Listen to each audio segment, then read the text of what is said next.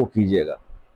यानी अगर मुफलिस से आप गनी बनना चाहते हैं तो आपने करना 21 दिन क्या है, 21 दिन आपने ये करना है कि फजर की नमाज के बाद आपने 3 बार दुरूद इब्राहिमी और 101 बार आपने, 101 नोट कीजिएगा, 101 बार आपने अल्लाह का इस्म पढ़ना है, या गनीयो या गनीयो या गनीयो।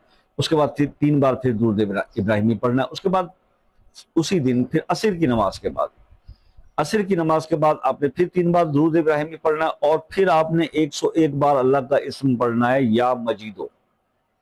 फिर 3 बार दुरूद इब्राहिमी पढ़ लेंगे, और उसके बाद फिर लास्ट में इशा की नमाज के बाद अल्लाह ताला के आपने एक इस्म को पढ़ना है, वाला फिर 3 बार दुरूद इब्राहिमी, और वो क्या है, या मुगनियो।